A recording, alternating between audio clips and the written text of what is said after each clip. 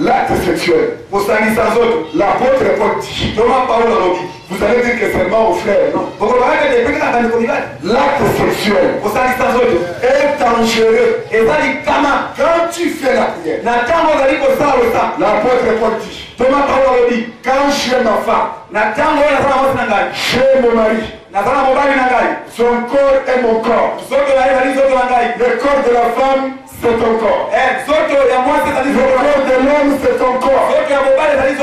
Et le Seigneur dit, vous devez arrêter. Et comme un corps. Quand vous allez pour la prière, une personne qui entre dans la prière et qui vit la sexualité, même s'il est marié, entre toi et ta femme, entre toi et ta femme, c'est pour demander quelque chose à Dieu. J'ai dit, retire-toi de ta femme. Vous voyez que la sexualité, ce n'est pas seulement le problème de l'impudicité. Mais cet acte-là t'empêche même d'obtenir des choses auprès de Dieu. Marié. C'est pourquoi un pasteur, un docteur, le corps de Christ, le corps pastoral, quand tu choisis pour dire le peuple de Dieu, tu dois avoir des prières multipliées. La sœur doit attendre même si tu fais 40 jours. Il y a des femmes qui sont possédées. Le pasteur va aller gêner. On a vécu cela. Elle se range. Elle prend tous les habits. Elle met dans l'eau que je vais l'envoyer. Parce que dans sa tête, il se dit si elle part, moi j'ai besoin de lui. Le pasteur va rester. Il va rester à la maison pour faire le plaisir de cette femme. Après, entre-temps, nous prions avec ceux qui sont sous l'hangar. Quand tu es dans le jeûne, quand tu es dans la prière, Dieu dit cet acte-là vous empêche d'obtenir les choses de la part de Dieu.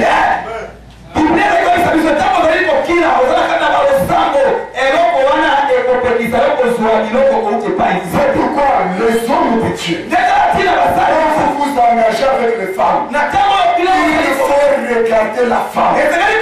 La femme qui sait comprendre le ministère que tu as. La femme qui comprend que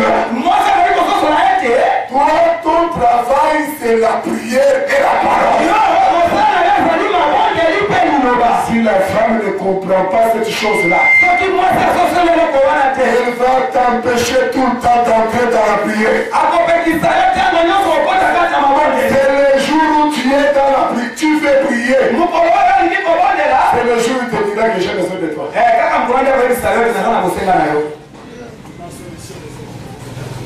Amen. L'apôtre nous pose la question de la solution de cette femme.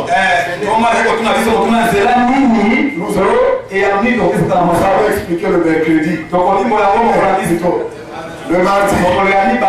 Parce que ce que nous disons, ça veut dire que dis à ta femme, informe la femme, qui tu es, qui es-tu, et c'est ce que tu dois faire. Et ça c'est très important. La femme, quand tu es célibataire, il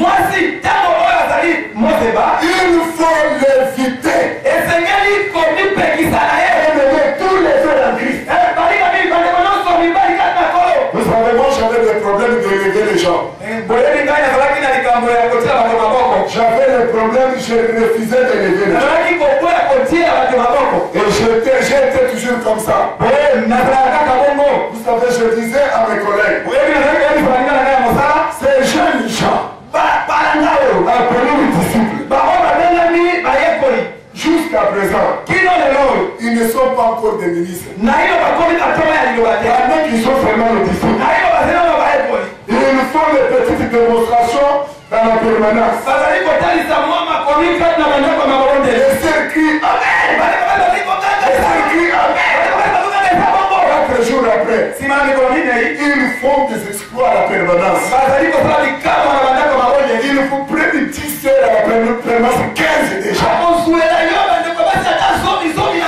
Lui n'est pas encore élevé au rang de ministre. Il a commencé à nous vider les feux. Il a commencé à tout vider. Alors quand il sera élevé, il ne puisse pas. Alors je disais, je n'ai pas vu dans la Bible quelqu'un qui est encore appelé, qui est en train de devenir ministre. Avant qu'il soit élevé, il a décortiqué toutes les sœurs. C'est là où j'avais le petit souci. Pourquoi? Parce que je les aimais. Je les protégeais. Parce que un homme de Dieu, qu'il soit puissant, pour qu'il soit puissant, il faut que sa prière soit écoutée de Dieu. Mais or, dans la sexualité, Dieu n'écoute pas ta prière. C'est un mauvais service que tu rends à ton ministère. Quand tu es marié, dans la ville par exemple, dans la ville, vous voyez un prédicateur que vous voyez rarement avec sa femme. Mais il connaît toutes les maisons où il doit rendre visite. D'ailleurs, l'homme de Dieu n'est pas appelé à aller rendre des visites. C'est l'œuvre de diacre. C'est l'œuvre de diacre. L'homme de Dieu est allé faire le travail de Dieu dans une maison. Accompagné de sa femme. Accompagné d'autres collègues. Pour éviter que tu sois freiné par la sorcellerie de la sexualité. Vraiment que le Seigneur vous aide à comprendre que marcher avec celle qui n'est pas ta femme. Écoutez seulement du matin au soir. Celle qui n'est pas ta femme. Du matin au soir. Tu peux toujours. Même si tu n'avais pas l'idée, l'idée viendra. Je veux terminer avec quelque chose. La femme, elle est faite d'une manière de Dieu. Je peux regarder une fille. Elle ne t'intéresse pas. Pour toi, elle n'est pas belle. Mais au fur et à mesure, de rester toujours devant elle. Rester toujours devant elle. va boire le vin. Lobby, le croyant au premier avis. C'est ce qui s'est passé avec la femme de Potiphar. La femme de Potiphar, elle voyait Joseph. Joseph c'est quoi? Un domestique. Un esclave. Le premier jour que Joseph est arrivé, il ne voyait rien. Elle ne voyait rien. Esclave, tout comme ça. Mais l'homme n'était pas toujours présent dans la maison. La femme tous les jours voyait que Joseph. Elle entre dans la chambre. Elle rentre au salon. Elle sort. Elle revient. Elle ne voyait pas son mari. Quelque chose est là. La présence tous les jours d'une femme ou d'un homme. Moi, mon dossier, ce n'est que l'apôtre est bien fait. Moi, quand l'apôtre est bien fait, parle. Ça entre bien. Moi, je me confie. C'est l'apôtre bien fait. La présence de bienfait tous les jours. Un jour, vous allez boire du vin. Et le bienfait va mourir. Il ne reste que l'apparence. C'est ce qui a produit les assemblées de saints. Cet esprit est entré. Beaucoup de pasteurs et de conducteurs des assemblées de saints vivent là où on ne les a pas encore arrêtés.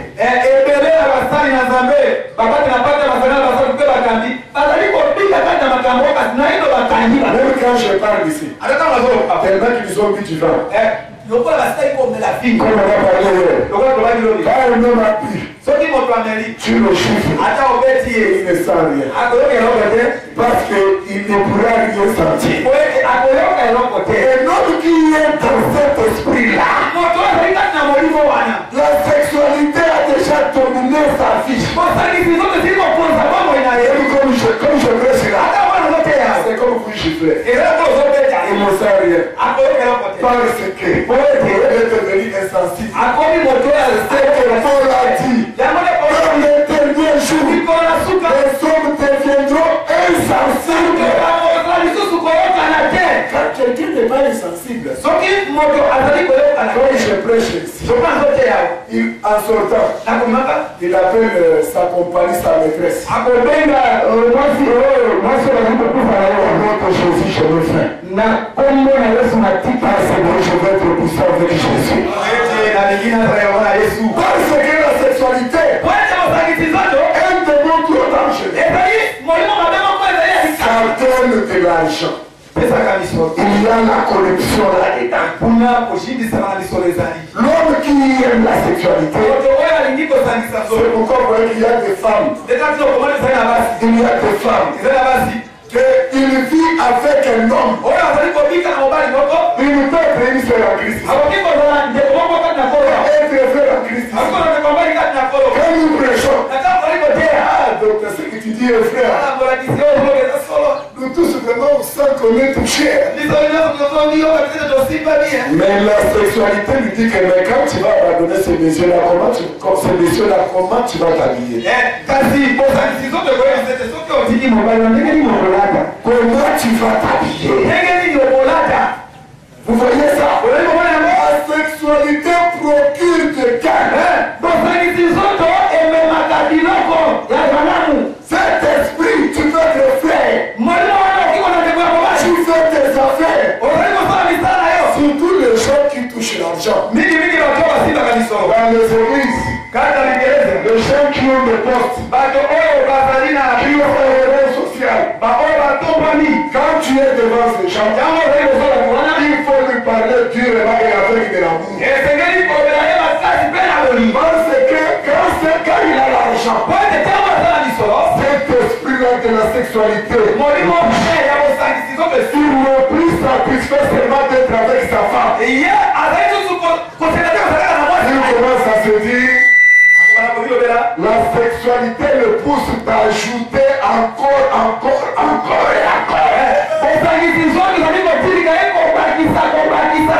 La sexualité, c'est un démon qui nous suit. Qui nous empêche de prospérer. Tu peux prospérer matériellement. Matériellement mais spirituellement, tu ne prospéreras jamais. Quand tu es là-dedans, tu deviendras impoli. Tu ne vas plus craindre Dieu. Avec les propos de A et Elas, c'est là l'enfant. Écoutez mes bébés, si tu te retrouves dans une telle situation, moi j'ai toujours condamné les églises. Je viens de dire pour terminer, je condamne les églises. Les églises de Tchoko n'aiment pas ses serviteurs. Les églises des enseignants de ça n'aiment pas les serviteurs. Par exemple, quand vous voyez les serviteurs se disputer, Dieu vous donne le discernement que ce corps-là est souillé. Et comme vous souillez, nous on n'aura pas la bénédiction. Nous irons vers ces gens-là. Nous irons vers eux et leur dire cessez de boire. Cessez de boire pour que l'œuvre de Dieu avance. Cessez de boire. C'est pourquoi dans les assemblées de sœurs, les prédications qui touchent ces choses, les gens ne disent plus Amen, ils n'aiment même pas cela. Ils s'aiment seulement qu'on leur dise voici le pourquoi des lunettes. Alors ils ont sauté. Une église qui vit morte comme ça. Je ne vois pas pourquoi je viendrai vous prêcher le pourquoi de l'arbre. Je suis venu vous dire que vous êtes souillés. Vous êtes souillés. En commençant par la tête jusqu'au pied. Vous êtes souillés. Et c'est cela. Il y a quoi qui empêche l'épanouissement de l'œuvre de Dieu. Revenons entre nous. Que le serviteur s'examine. Que le peuple s'examine. Lançons une convocation solennelle. Et que le peuple se retrouve. Et que les gens prennent. Ayez pitié de vous.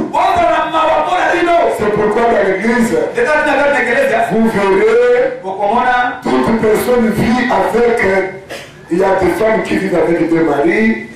Elle ne vit pas avec son mari. Il y a le homme qui vit avec sa femme, il a des maîtresses. Il y a les gens qui se chamaillent au jour le jour. Il y a ceux qui ne s'épargnent pas.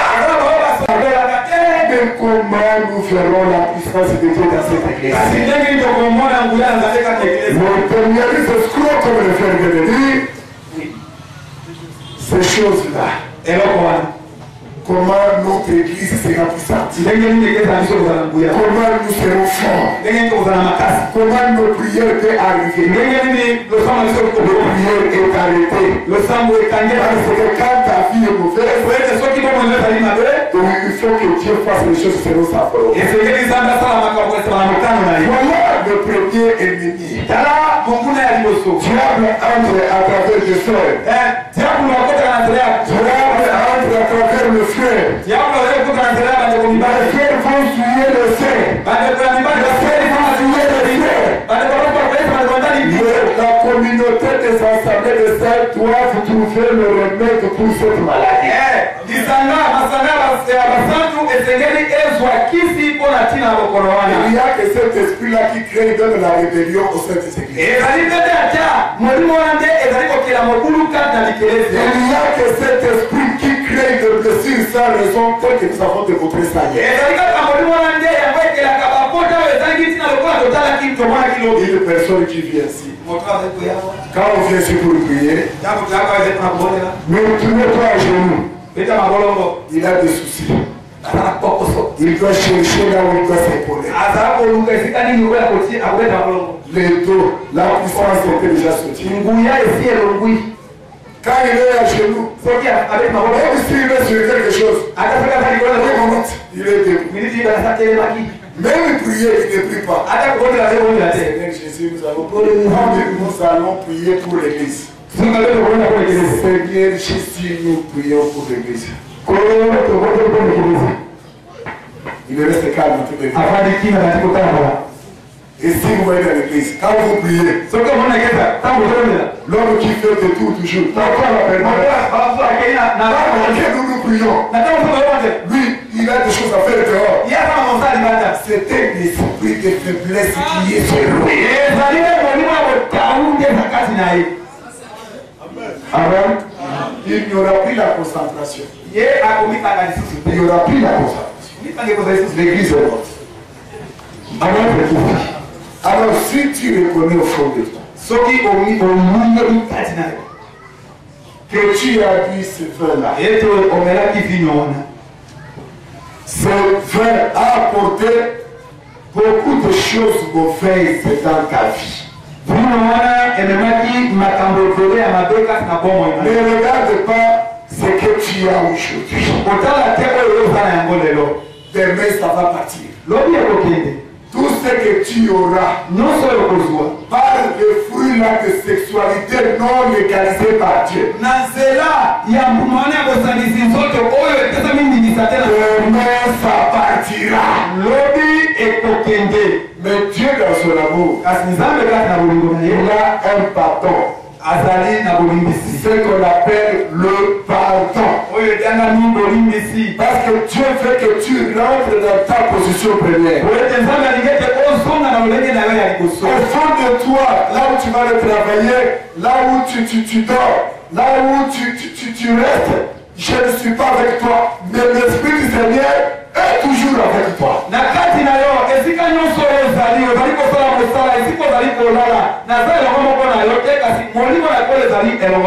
Tu es tout puissant. La Bible dit, il ne rejette pas à toujours ses enfants. Il faut que l'enfant reconnaisse. C'est pourquoi il parle de l'enfant prodigue. Qui a quitté la maison de son père. Qui a tout abîmé. Quand il s'est rendu compte, non, je suis appelé à un ministère puissant. Je suis appelé à œuvrer avec puissance. Je suis appelé à travailler, être béni par ce Dieu. Le chemin que j'ai emprunté, ce chemin ici, c'est pas un bon chemin. Je reconnais le temps. Je prends la décision. Je ne plus marcher avec ma femme. Parce qu'elle est devenue grosse. Elle a grossi. Parce qu'elle a grossi. Parce que depuis qu'elle a mis son monde, elle a décalé, elle a maigri. J'ai honte de marcher encore avec elle. Il y a des gens qui ne veulent plus de leur femme. Mais elle garde ces femmes-là dans la maison parce que s'il va la chasser, il y a une écriture qui viendra.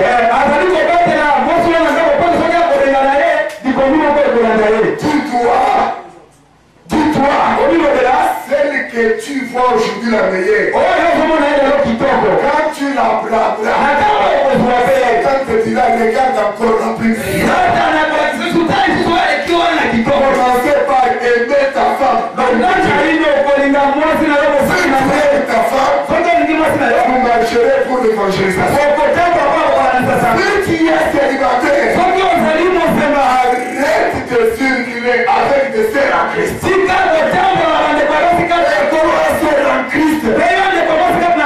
Arrête d'être toujours derrière les frères là. Quand je vais finir, le frère, les sœurs, il faut faire attention. Il y a des prédicateurs frères en coulisses. Après la prédication, il viendrait te dire non, tu n'as pas bien compris ce qu'il voulait dire. Il va chercher à me convaincre que les autres disent oh, c'est bien, je suis là. La mienne ne fréquente pas cette église. Elle ne fréquente pas, il n'a pas entendu. Mais ce n'est pas à elle que la parole est venue. La parole est venue à toi. Je veux dire une chose. J'ai circulé. Je parlais avec un bien-aimé. Je lui ai levé. Toi, on a dit tes péchés. Tu fais le péché en police. J'ai dit à un prédicateur, sa réponse m'a fait rire depuis que je suis resté. Elle a dit Toka, dès que quelqu'un dit que moi j'ai fait un péché, ces gens-là, je déballe aussi leur péché. Il a dit, moi je peux étaler 70 péchés.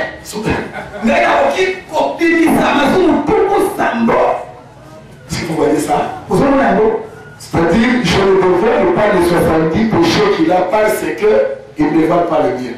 Le jour où il va dévoiler les miens, je vais étaler. Pasteur des églises des assemblées des saints. Les pasteurs. Des assemblées des églises des saints. Ils ont des péchés où nous nous connaissons le péché. Tu ne touches pas, je ne te touche pas. Tu me touches, je te touche. Comment le répéter l'Iran? C'est la mort. Et cela entraîne les disputes. Entraîne de rancune. La sexualité entraîne toutes ces choses. Amen. Je n'ai pas dit tous les pasteurs. Amen. Mais je dis toujours que si tu es enfant prodigue, le chemin que tu avais pris, c'est un mauvais chemin. Elle ne t'amènera pas plus loin. Reviens, frère. Ma soeur, reviens. Par une décision. Ne regarde pas ce que tu gagnes là dedans. Regarde l'importance de la parole de Dieu. Dis-toi, j'arrête au nom de Jésus. Et demande le pardon à ces dieux. Et quand on va prier, vous allez voir vous-même comment il y aura la manifestation.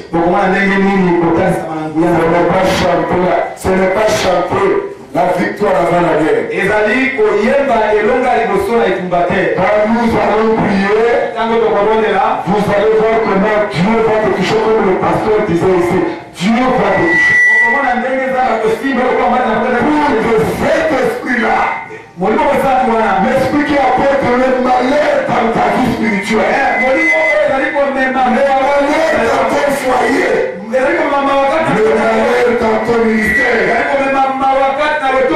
le bien-aimé, cet esprit-là, c'est un mauvais esprit. Si cet esprit-là vous touche, ça ne met pas du calme chez toi. Ta femme dit que tu as déjà bu le vin, tu commences à chercher les femmes dehors. Et que tu prends dehors. Tu regardes chez toi à la maison. Il y aura toujours le trouble. Le jour où tu vas arrêter ces choses, Dieu bénira ta maison. Dieu va te ressusciter tout ce que tu as fait faire. Ce n'est pas les hommes de Dieu qui sont à la base. C'est Satan qui est à la base. Regarde dans le livre de ton souvenir. Ce qu'on a dit à Job. Regarde dans le livre de ton souvenir. Qu'est-ce que tu avais dit? Si tu sais sur quelle piste? Quand tu regardes, dis-toi. Aujourd'hui, je ne suis pas encore touché. Demain, je serai touché. Avant que cela vienne, je rentre dans la maison de mon père. Je rentre dans la maison de mon père. À la maison de mon père, il y a l'argent. Dans la maison de mon père, il y a des serviteurs. Dans la maison de mon père, il y a les pères. C'est qu'on te donne ailleurs. Si tu te répands, tu prends la décision. Rentre dans la maison de ton père. Tout ce que tu as besoin, ton père va te dire. Et quand tu vas rentrer, les autres vont dire comment lui qui était parti, il est revenu. Il est canté comme ça par le papa. Dieu est capable de t'éclater. Écoutez-moi trop bien. La communauté des assemblées de sexe. Rentrez dans la maison de votre papa.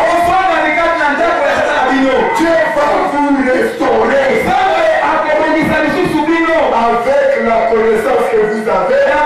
Et donc que Dieu vous a donné de la parole. Et quand vous allez marcher dans la porte de Dieu, ça va vous fortifier. Nous serons une église puissante. C'est cette chose-là. Cette chose-là.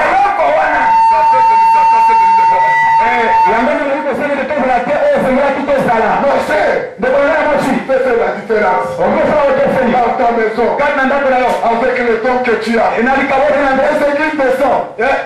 Les églises de sang. Dieu a appelé à fermer le don spirituel d'une couverture.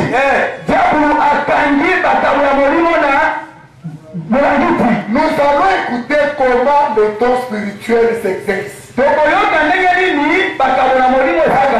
le don spirituel commence à dénoncer des serviteurs qui vivent dans le moisson. Des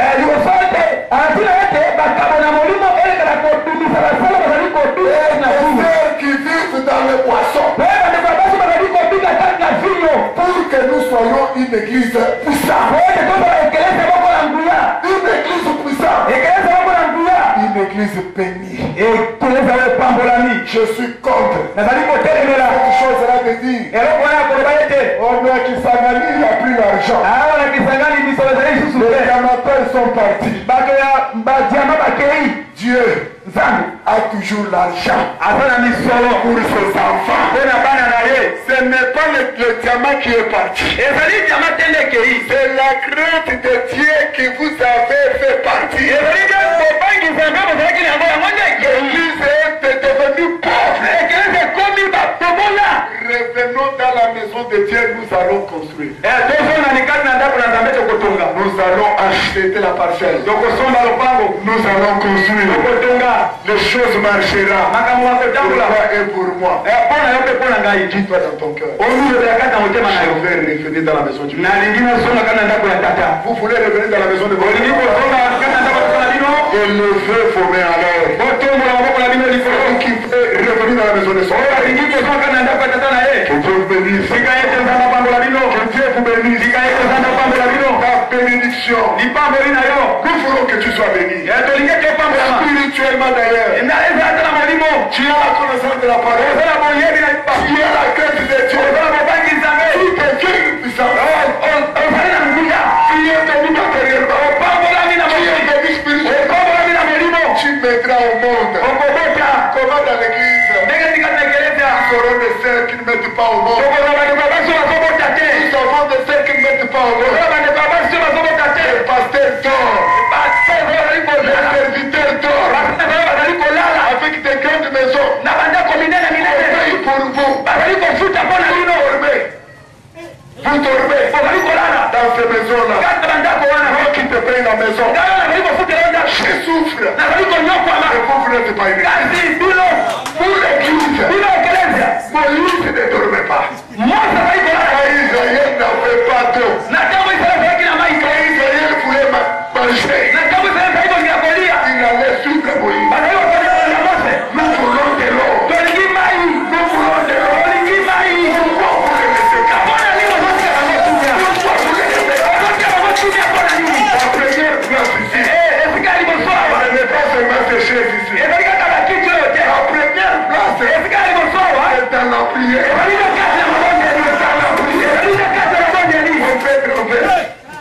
On peut être en veste. On peut être avec des costumes. Avec des sacs.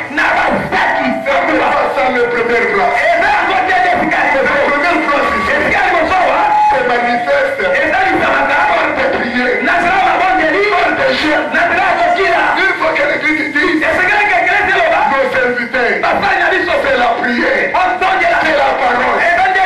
Quand Dieu bénira ce peuple, les hommes de Dieu, quand Dieu bénira ce peuple, tu achèteras une grosse voiture. Quand Dieu bénira ce peuple, tu ne seras plus locataire, mais tu vas payer ta maison. Quand Dieu bénira ce peuple, ton enfant va étudier à l'école privée. Il y a l'école privée et l'école privée. Peut-être ils vont chez celui-là. Oui. Ils vont maintenant chez celui-là. Les enfants. Demain, quand Dieu bénira ce peuple, des enfants vont étudier à l'école belge. Si le pasteur fait le travail, si les conducteurs font le travail, rien que pour le peuple, Dieu bénit le peuple. La bénédiction du peuple et la bénédiction des hommes de Dieu. Je n'attaque pas les hommes de Dieu. C'est vrai que moi je prêche, pour déprimer de moi-même, je prêche toujours. La parole de Dieu, il n'y a pas un homme qui est intouchable dans la parole. Dieu permet de me mettre debout ici. Tu deviens la faire prêcher toujours les serviteurs. Et quand je prêche, je ne regarde pas le visage ou la colère de quelqu'un. Je rends le front comme le diamant. Comme le Seigneur a dit à Ézéchiel. Et c'est pour l'amour de Dieu. Et nous disons, est-ce que vous croyez que moi je vais encore revenir ici? Excusez les termes, moi j'habite l'Europe. J'habite l'Europe. J'ai plus besoin de revenir ici. J'ai besoin de continuer encore. J'habite aussi l'Amérique. Je continue. Je vais aller voir les Indiens pour les parler de ces garçons appelés Jésus. Et tout ce que je suis en train de parler ici. Quand le peuple sera béni, moi je ne vais pas jouir.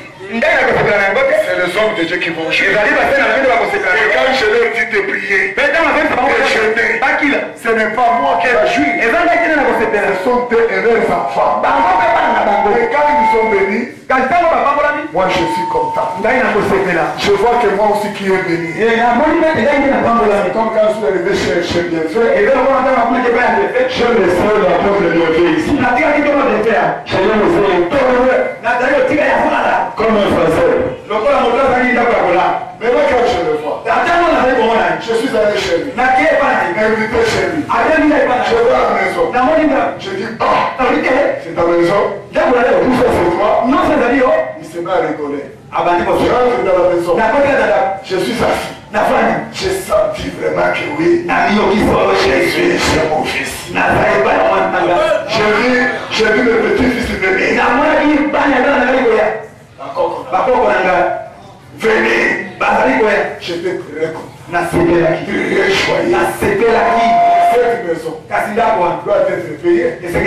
Pour qu'elle soit payée, on n'a pas besoin de faire le communiqué. Ça fait même honte. Tellement les assemblées de Dieu, des saints ont pris la puissance de Dieu. Ils ont même mis les droits de l'onction. Comme je prêche ici, quand j'ai fini de prêcher, vous allez faire le correct. Le droit de la prédication. Le droit de prédicateur. Le prédicateur, son argent est toujours dans la caisse de Dieu.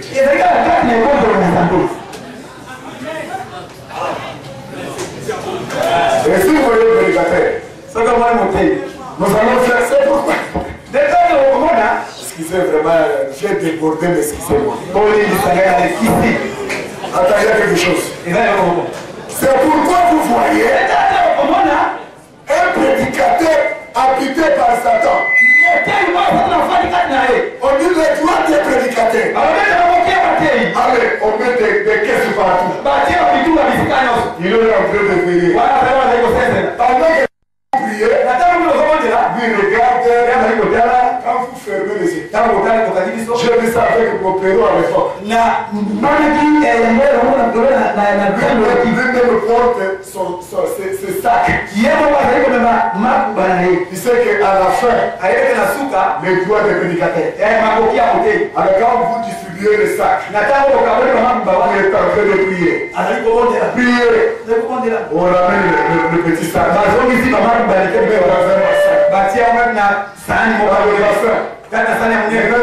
Remercions l'Éternel. Quand vous élevez vos mains pour remercier l'Éternel, il va ramasser tous ces sacs. Il sort, il part. Quand le prédicateur, le pasteur dit Amen, il ose passer avec son argent. Le pasteur ne s'est pas gentil. Il est parti avec comment?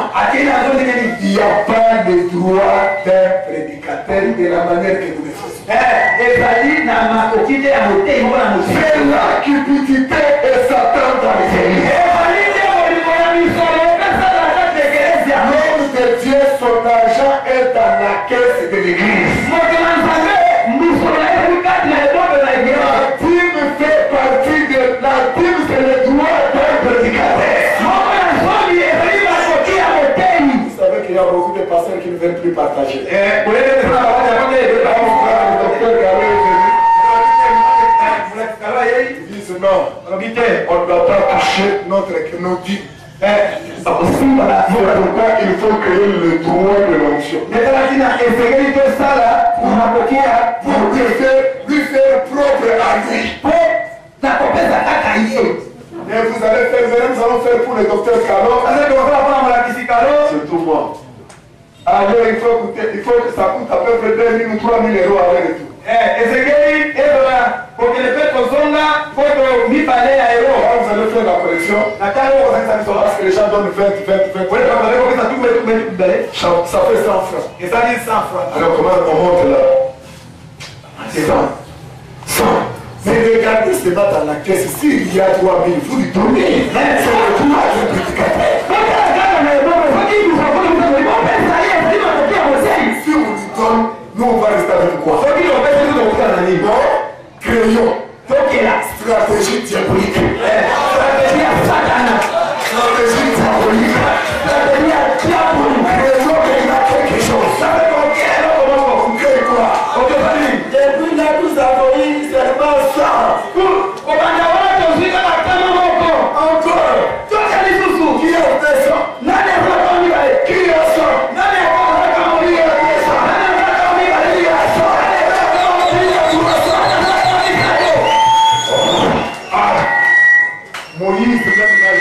chaise. Ah, Moïse Moïse a dit, amenez pour l'Éternel, selon le cœur, qui ont disposé pour construire avec. Apôtre Paul dit ceci, donc pour les collectes, que chacun mette à côté ce qu'il a. Quand nous allons venir, nous allons prendre. Droit d'élection. La dîme, c'est les offrandes. Nous allons voir ça avec le verset à l'appui. Et l'homme de Dieu ne peut être là comme un margoulin, comme un mendiant. Le docteur Carré ne s'est pas fâché parce que nous attendons que vous puissiez vraiment finir les connexes. Que Dieu vous délivre au nom de Jésus.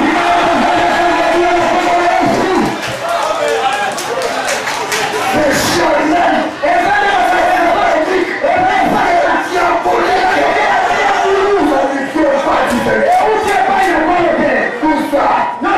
Satan s'est introduit dans les églises. Et les gens se rendent compte. Satan prêche aujourd'hui dans les églises. Et les gens défendent de telles choses. Les choses que nous avons condamnées. Et aujourd'hui, c'est rentré dans la maison. C'est que les églises sont devenues la plupart des buffets.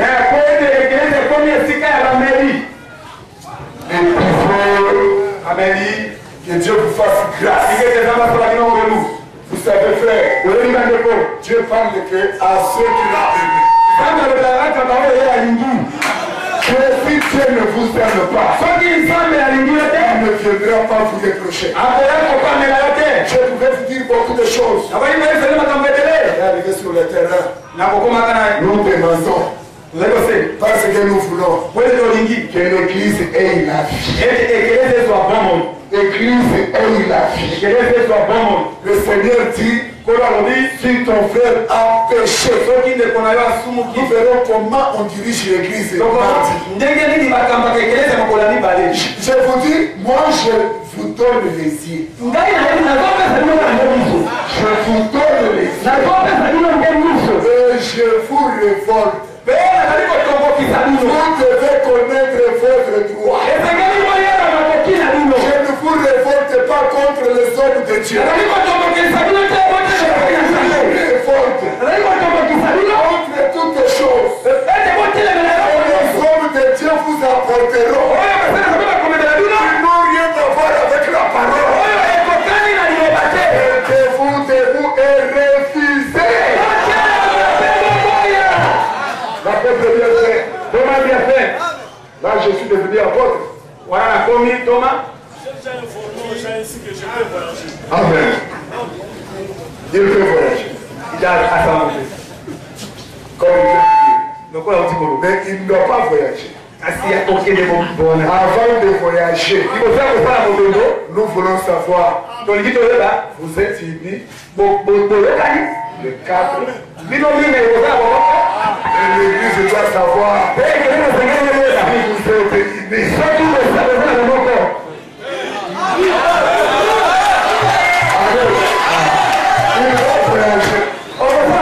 L'apôtre va voyager à Léo.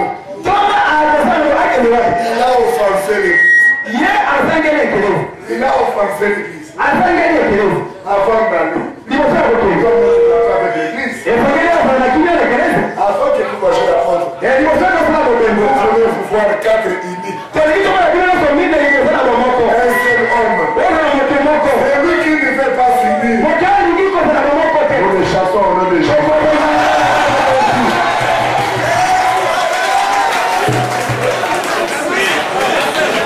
C'est lui qui ne fait pas s'unir. Qui ne fait pas. C'est lui qui nous a. Parce que là, maintenant, moi, je deviens fidèle. C'est lui qui nous aime. doit nous aimer. Il ne se fout. Pasteur Tabo. Apôtre bien fait. Un prophète qui a. Pasteur Adrien. Il ne se fout.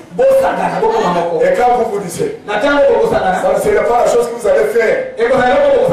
Demain encore. Oh, ça a recommencé. Mais toi, l'apôtre bien fait, tu vas où? Celui qui doit provoquer, c'est pas moi. Est-ce que moi je peux parler de lui? Mais il doit voyager. Parce qu'il a appelé à ça. C'est qu'il a compris. Que son ministère allait placer la parole partout.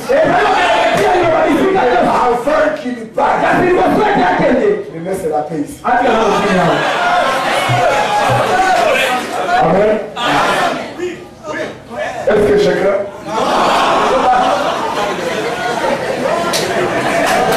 Amen. Je ne sais pas. Je vous apprends.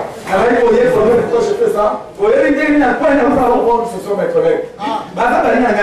Il y a des enfants. Il y a un seul qu'on a le même âge. Ce sont des enfants.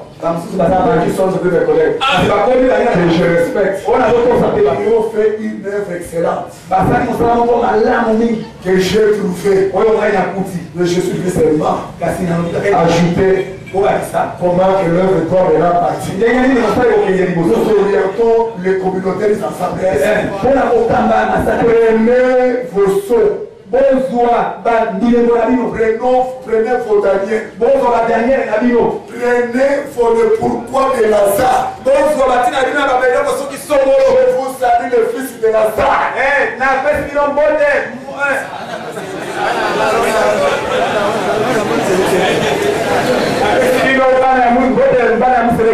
Nous sommes contents de cela. Prenez ça. Mettez ça dans la permanence. Réconcilie premièrement le peuple avec Dieu. Comment une personne qui est impliquée jusqu'au temps. L'adultère chez les païens, il le fait tout le temps. Dieu n'écoute pas sa prière. Toi, tu veux lui apprendre le cheval blanc. Pour les apaiser l'Antichrist. Le cheval noir. Pour les amouilles. C'est là. C'est bien. Mais ce n'est pas la nourriture autant qu'on fait là. Réconcilier le peuple avec Dieu. On aura fini de réconcilier le peuple avec Dieu. Allez, prenons l'Apocalypse. Prenons l'Apocalypse. Prenons son service de médaille. Ajouté. Amen. Les prédicateurs ne s'attendent pas. Les conducteurs ne s'attendent pas. Parce que l'un a bu. Vous n'allez pas m'enlever ça dans ma tête. Ce que j'ai dit, c'est ce que Dieu m'a enseigné. S'ils doutent, nous convoquons des prophètes. Ils sont là. Nous prions. Vous allez voir que c'est ce que je vous ai dit. Je mets les sorts. Et je défie. Deuxième chose. C'est parce que nous aimons notre église. Pourquoi je dis ces choses? Les gens pensent que je m'adresse aux hommes de Dieu. Moi, quand je prêche dans les assemblées de sœurs, j'ai toujours ce que Dieu m'avait mis à cœur. Nous formons des ministres. Ceux qui aiment cet évangile, ce sont des ministres. Je suis en train de vous former. C'est comme je marche avec le pasteur Tambo. Mon ami, c'est mon collègue. De tous les jours. De tous les jours. Mais quand c'est l'écriture, il le sait. Il n'y a pas d'amitié. Les personnes vous trompent. Non, parce que tu marches avec bienfait. Non! Si tu veux détruire ton ministère, entre dans les alliances. Même quand tu marches avec quelqu'un, quand il faut parler de l'écriture, tu mets l'amitié de côté. Tu traites l'écriture. Même s'il faut rester seul. Haïs tous. Reste seul. Un jour Dieu te donnera raison. Amen. Nos amis Richard. Mais quand ils boivent ils vont vous chanter ici. Ils vous chantent des belles mélodies. Des belles mélodies. Mais à l'intérieur, et nous aimons ce chant. Vous savez c'est quoi? Les réconcilier avec Dieu. Pour que la grâce qui est sur eux une édification pour le corps de Christ. Amen. Dieu fait valer où? Parce que le frère Dieu fait valer. L'apôtre Dieu fait valer. Nous les répétons. On ne vous trompe pas. Que Satan ne vienne pas vous dire. Mon frère, c'est pour ton intérêt. C'est pour l'intérêt de Christ. Où je répète, si l'un de toi, des quatre, ne veut pas se conformer à la parole. Amen. Nous faisons quoi? Nous les chassons. Nous les chassons où? Dans l'église? Non. Devant nous. De rester sur le banc. Il va écouter la parole jusqu'à ce qu'il comprendra. S'il est appelé au ministère. Mais quand nous le mettons là sur le banc, il ne s'arrête pas entre en toi. Entre en lui. Il vient te dire, chez toi, Carlo est contre moi. C'est que je n'ai pas réussi à manger chez moi. Il veut te prendre toi. Tu lui sais que tu as dire là. Dis ça devant le monde. Nous la vivons. Ceux qui détruisent l'église, c'est ceux qui se sont arrangés derrière ces hommes. Qui est derrière eux. Arrangez-vous derrière la parole. C'est la parole qui les a rétablis. Et si la personne ne respecte plus la parole, ça ne sert à rien. Vous voyez cela? Qui veut les voir ici?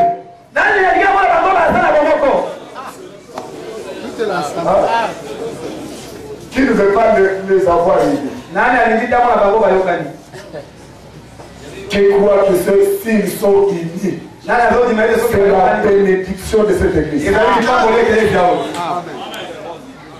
Amen. Là, je trouve que vous les aidez. Mais avant toute chose, m'a dit je vais donner les critères de celui qui t'est dirigé.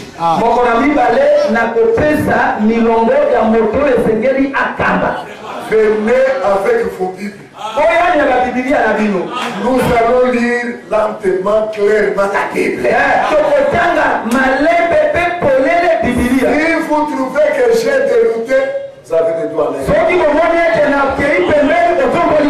Vous posez la question. Frère, ne faut pas qu'on vienne vous dire que c'est Carlo, c'est elle qui doit diriger. Il faut que les Écritures vous disent, que l'enseignement dise, voici celui qui doit diriger. Si les hommes choisissent pour vous, les hommes ont leur sentiment. L'homme reste toujours l'homme. Il peut falsifier la parole pour placer l'homme selon ses sentiments.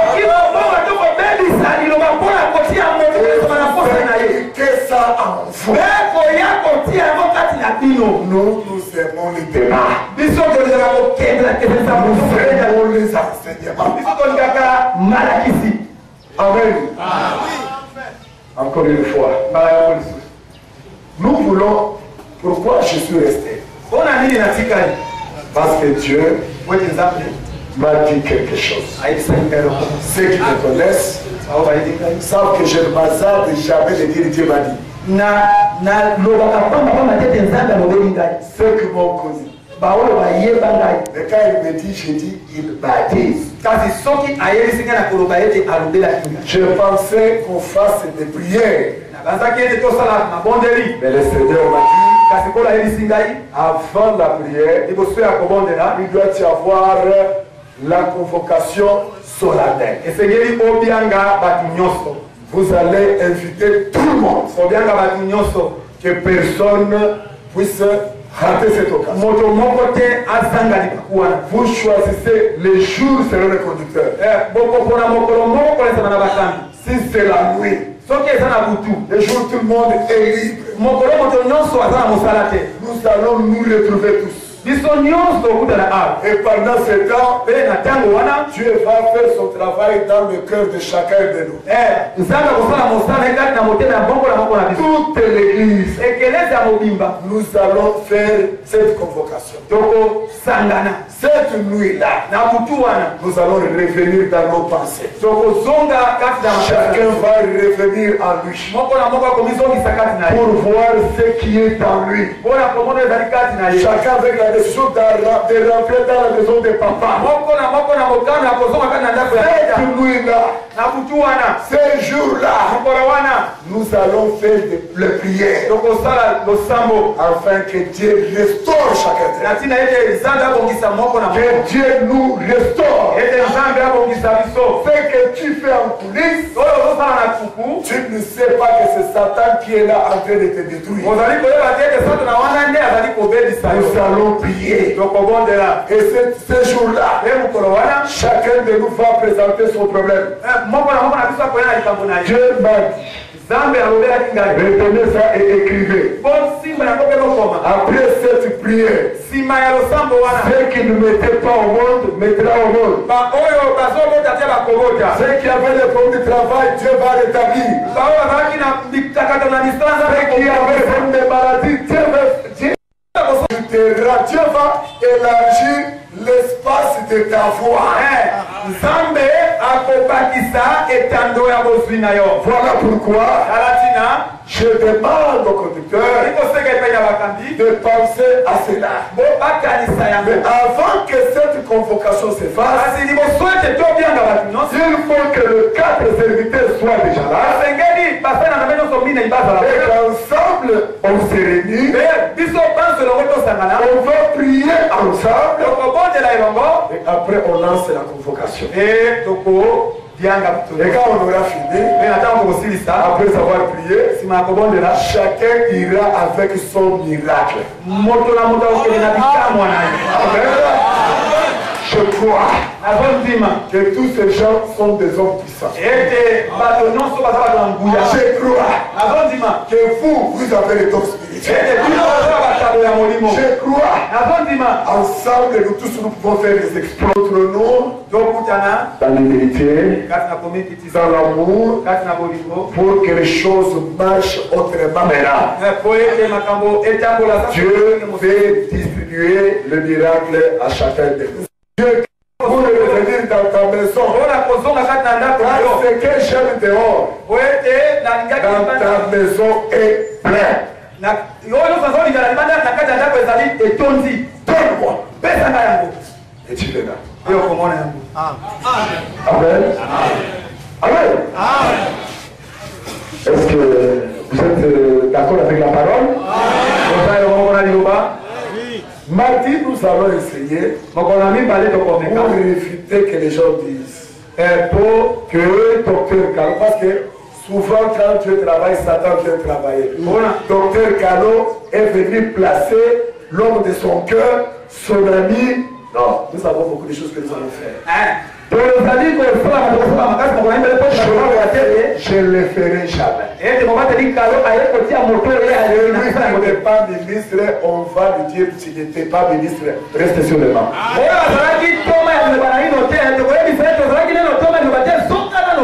Si nous avons déjà à élever ici,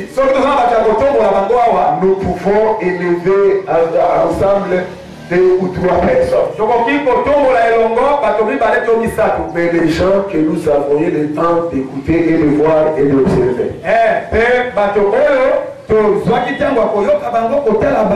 Mais nous les observons encore pour la vie de prière. La prière de jeûne. Vous savez, un ministre de Dieu, quand il a un gros ventre, ce ministre-là ne jeûne plus. Il ne prie plus. Je suis le témoin. Ce sont des choses que moi-même je fais. Les choses que je vous prêche, ce ne sont pas des histoires. C'est des choses que j'ai vécues. C'est que moi, quand j'étais venu ici, j'avais le ventre. Maintenant que nous avons géré le ventre parti. Ça reste encore, quand ça va faire encore 7. Quand un ministre jeune beaucoup, le ventre ne sera pas là. Je suis pas un ministre comme ça. Ça révèle que moi, je jeûne rarement. Je ne parle pas au docteur Hubert. C'est pour ce que de dire que je m'adresse à lui, c'est pas lui. Vous devez dire un ministre de Dieu ne doit pas voir le ventre. Avec le ventre, c'est difficile de chasser les démons. Parce qu'il y a les démons qui partent que par le jeûne de la prière. Tu peux chasser les petits démons. Mais nous voulons être une église qui va chasser les démons. C'est pourquoi j'en profite. Pour demander à l'église. L'église, confiez-vous dans vos serviteurs. Ce que je vous ai dit, Dieu le fera. Si vous croyez à la parole de l'homme de Dieu, je vous ai dit, Dieu verra. Dieu bénit aussi à travers ses serviteurs. L'Écriture dit Dieu bénit, le sacrificateur bénit les hommes de Dieu. Bénit les enfants de Dieu. C'est pourquoi nous ne pouvons plus rester ici, dans cette parcelle. Parce que cette parcelle, vous avez suivi, c'est que cette parcelle a été, le propriétaire de la parcelle a fait de nous sa chose. Il dort, il se réveille, il dit ça 50. Il se réveille, il dit 350. À un moment donné, nous sommes appelés à dire fini. Nous sommes appelés à dire fini. Et fini, vous savez, un jour, j'ai fait l'accident. En Europe, j'étais dans la voiture. Après cela, l'ambulance est venue. Et là, le bien-aimé, il m'a amené jusqu'à l'hôpital. Pendant que j'étais sur le lit de l'hôpital, je me suis réveillé. Je vois le bien-aimé qui est en face de moi. Je lui demande qu'est-ce que je suis venu faire ici. Oh non, tu as fait l'accident. C'est pourquoi on t'a amené ici. Je lui ai dit, ça c'est trahir mon père. Tout de suite, je me lève et je sors. Le médecin est venu, oh, j'ai dit au médecin, je sais que le papa est vivant. Jusqu'aujourd'hui, tout ce que le médecin veut prédire ne veut pas C'est aucune chose m'est arrivée. Kino lelo makambo nyonso mina na balobaki eloko moko te ekomelinga. Encore une fois, Bala yoko lisusu. Jésus, Yesu à travers Élie, na nzela ya Elia il a dit alobaki à cette femme-là, epai ya mwasi wana. femme a dit, Mwasi alobaki il me reste etikali kaka na ngai un pain que je dois manger kaka moke oyo nalingi nalia pour moi mpo na ngai et pour mon enfant. mpe mpo na mwana na ngai. Après nous mourrons. Nsima tokokufa. L'autre a dit, le pain que je te donnerai, Moto nazana elaki ete yi mpo na kopesa yo tu ne vas pas mourir. okokufa te. Le pain que je te donnerai, Yi mpo na kopesa yo la mort n'aura plus sa place. liwa ekoresu na esika te. Il va nous dire, akoyebisa ye prends ce qui te reste là. zwa oyo oza na yango wana Pour toi et les enfants. mpo na yo mpe mwana na yo. Donne cela à moi que je mange. pesa ngai yango nalia Après, tu s'occupera de toi. mpe na nsima nzambe akotala yo. Amen. yo Nous disons fini. tolobi esili. C'est ça, c'est-à-dire, elingi koloba nous devons acheter une parcelle. esengeli tosomba lopango. Amen. Il faut que toi, tu achètes la parcelle. esengeli ete yo osomba lopango. Concernant l'achat de la parcelle ou de la construction de la maison de Dieu, na oyo etali kosombi lopango to botongi ya ndako na nzambe on n'oblige pas quelqu'un. batilikaka moto na makasi te. On dit seulement celui qui a un cœur disposé, balobaka kaka ete moto oyo aza na motema oyo ebongisami qui trouve que oyo amoni ete si lui contribue soki ye apesi et que cette maison est là, mpe ndako wana efandi wana un jour s'il passe, mokolo moko soki aleki quand on parlera de cette maison-là, ntango bakoloba ntina ya ndako wana génération de génération après toi, kitana na kitana na nsima na yo Dieu parlera que toi aussi tu avais construit cette maison-là. nzambe akoloba ete yo mpe otongaki ndako wana. Amen.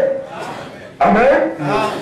C'est pourquoi ndetala ntina chacun de nous, moko na moko na biso nous demandons, tozali kosenga je vous le demande, nasengi bino au nom de Jésus-Christ, na kombo na yesu je kristo m'adresse nazali koloba aux filles et fils de Dieu. epai na baseka mpe epai na bao balingi bamona L'église continue, ekelesi ya kokoba les âmes sauvées, milimo kobika car je vous promets, po eza nalaki bino en partant, nakokendeke nous allons revenir. tokozonga lisusu Nous allons vous donner les mois, tokopesa biso bino les sanza mois et le jour et l'année. sanza mpe mobu Nous allons tenir tokosala l'explosion 4. kopalanganisa sango ya minei. Cette fois-ci, mbala oyo la ville là où on avait écrit Raïs, engumba oyo bakomaki ete rais là où on avait écrit le peuple d'abord, esika oyo bakomaki ete libota na ino le même panneau nous mettrons Jésus-Christ. kaka na kitando wana kotia yesu kristo. Cette fois-ci, mbala oyo il faut troubler la ville. esengeli engumba ekota na mobulu Troubler cette ville, kotia mobulu kati na engumba récupérer ville et donner à l'évangile éternel. kozwa engumba mpe kopesa yango na sango malamu na Les seso. autorités de ce pays, bakonzi ya mboka oyo les commerçants, les hommes d'affaires, bato ya misolo mpe ya mimbongo ya mboka oyo viendront s'asseoir et écouter la sagesse de Salomon. bakoya kofanda mpe koyoka bwanya ya salomo Puisque la sagesse de Salomon. ekoleka ata bwanya ya salomo. Amen.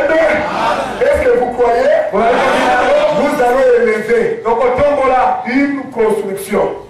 ndako moko Quand tout le monde regarde, soki moto atali il s'apprécie comme à l'époque où Jésus est venu. akokumisa yango na lokola ekeke oyo yesu ayaki. Cette fois-ci, mbala oyo nous allons faire marcher les hélicoptères. tokotambolisa bapakapaka na likolo. C'était pour essayer si j'allais tomber encore. awa ezalaki komeka awa po soki na kokwea lisusu Nous allons essayer tokomeka de faire circuler les hélicoptères kotambwisa bapakapaka na likolo pour faire la publicité de Jésus. mpona ntina kopalanganisa sango na yesu.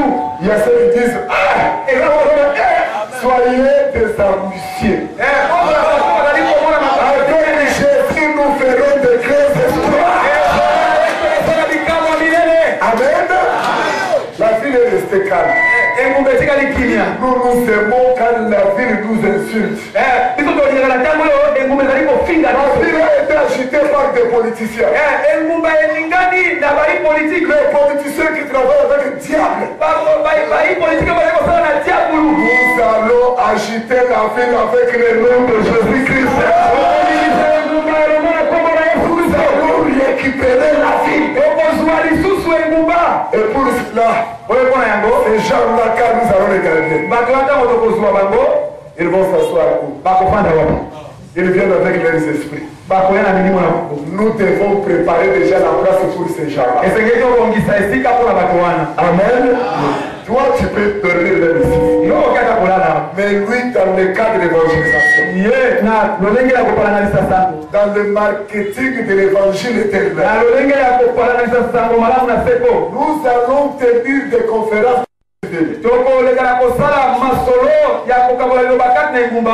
Je ne vous promets pas. Mais je vous dis que ça sera ainsi. Nous allons utiliser les médias même européens. Au lieu d'aller voir France Inter te parler d'un politicien, il nous faut bientôt parler de l'évangile éternel de ce que nous avons enseigné. Vous ne croyez pas? Moi je crois. C'est pourquoi je demande dans 6 mois que Dieu nous fasse grâce. Il ne faut pas être là encore pour que le pasteur t'envoie papa pour te voir manger. Ces démons-là, nous les chassons. Au nom de Jésus. Chassons tout ça. Au nom de Jésus. Amen. D'ailleurs, papa, vous va passer devant nous. Pour vous dire un mot. Il y a ceux qui disent il était. Amen. Mais alors, c'est pourquoi cette fois-ci, nous avons instruit. L'argent n'ira pas dans la poche de Dr Kalo. Vous disiez qu'il a pris l'argent, il est rentré avec un Europe. Le compte est ouvert. Nous avons maintenant le compte dans la banque. Chacun de nous doit faire que dans 6 mois. Si Dieu le fait grâce, il donne les $100. $100 dans 6 mois. Tu peux commencer à donner 10. Donc les $100, c'est que je bénis Dieu. Parce que quand je vois vos cœurs, personne n'a besoin qu'on joue avec son Dieu. Et nous allons préparer cette parcelle ne pourra même plus nous contenir. Ceux qui ont plus de $100, ceux qui ont plus que $100, nous devons faire cet argent-là. Quand tu donnes l'argent, on va noter ton nom. Et puis on va les mettre l'argent dans le compte. Et pour avoir la parcelle, on fait sortir cet argent. D'ailleurs, dans un compte, parce que cette église n'est pas organisée. Nous allons organiser cette église. Que toute personne qui veut faire quelque chose, qu'il vienne pour faire enfin que l'œuvre de Dieu puisse avancer. Nous avons les fonctionnaires. Nous avons les hommes d'affaires. Nous avons ceux qui ne travaillent pas. Nous avons ceux qui travaillent. Maintenant, c'est qu'on demande. Je vous demande au nom de Jésus. Je parle avec ton cœur. Prends la décision. Dis-toi que je vais ne plus m'habiller. Je ne vais plus manger. Mais je vais voir la parcelle achetée. Je vais voir une construction. Là où Jésus-Christ peut faire son travail. Les bureaux là où les pasteurs doivent recevoir. Le pasteur le reçoit. Son bureau doit avoir des miroirs. Ce n'est pas là où il est, on ne sait pas voir, il s'incarne là-bas. Il risque de voir du bas. Nous allons les aider. C'est dans ce sens-là que Dieu dit. À partir d'aujourd'hui, vraiment nous prions. Et l'homme m'a dit quelque chose. Je connais cette église-là. Ils disent ça. Mais ils ne le font pas. J'ai dit à cet homme, j'ai été dans cette église. J'ai fait l'explosion. J'ai fait les certificats. J'ai voyagé dans les avions quand je voulais. Je ne criais pas. Je ne priais pas.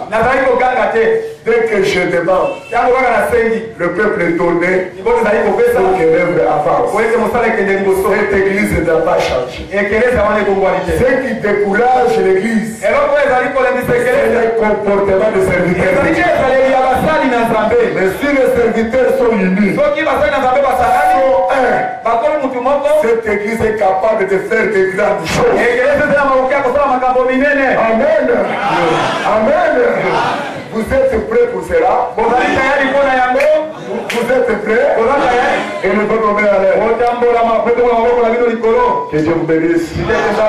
Je prierai toujours pour vous. Pour que cette chose dans 6 mois, nous pouvons le faire aussi dans 3 mois. Amen. J'ai la foi. Ne faut pas croire que même le ministre doit vous donner. Le diacre, nous allons expliquer le mardi. Le rôle d'un diacre. Diacre reçoit l'ordre du ministre. Le diacre reçoit l'ordre. Un diacre ne donne pas de l'ordre, mais il attend l'ordre. Pourquoi le diacre faut voir le ministre. Les ministres donner leur participation. Moi je vous garantis, déjà que vous avez une église à Paris-Montreuil. Cette église va aussi contribuer. Je vous promets, vous avez encore vos frères en Suisse. Ceux qui vont souvent à à Fribourg. À Fribourg.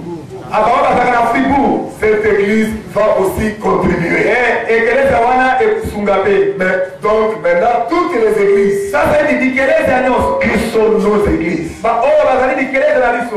contribuer. Il faut dire aux frères qui sont à Kabul, ceux qui sont restés à Chopo, qui sont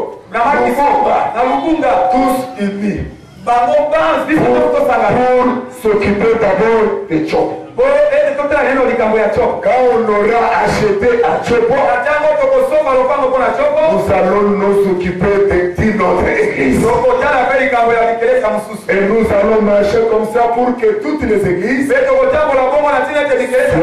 bien construites. Écoutez bien.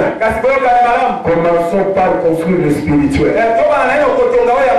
Et nous allons dans le physique. $100 et $100.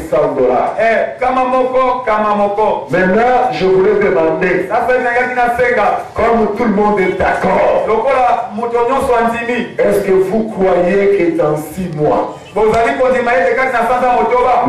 déjà acheter notre parcelle? Ceux qui sont d'accord. Ceux qui sont d'accord. Que Dieu vous bénisse. Ceux qui ne sont pas d'accord. Ceux qui ne veulent pas. Mais les abstentions. Amen. Voilà. Maintenant, ça y est. Vous savez, ça va nous aider. C'est pourquoi j'ai fait un bon travail. Vous allez dire tout ce que vous voulez. La Bible déclare que quand vous prenez l'engagement avec le Seigneur, faites-le pour la gloire du Seigneur. Ne regarde pas le pasteur Tamboué. Alors, lui vraiment touche encore même les noms. Ne regarde pas le papa Moutoko comme un diable. Comme un diable. On n'a pas le problème de papa Moutoko. On n'a pas le problème de pasteur. Nous savons le problème de Satan. Quand les hommes de Dieu sont dans la distraction, toutes ces choses viennent. Réveillons-nous. Montrez Satan que tu n'auras pas nous faire quelque chose. Amen. Voilà comment je fais un travail. Je demande aux hommes de Dieu de m'aider. Je demande aux hommes de Dieu de m'aider. Même si tu es petit. Pour les frères. Même si tu es petit. Ou enfant. Ça c'est pour toi. La petite prière.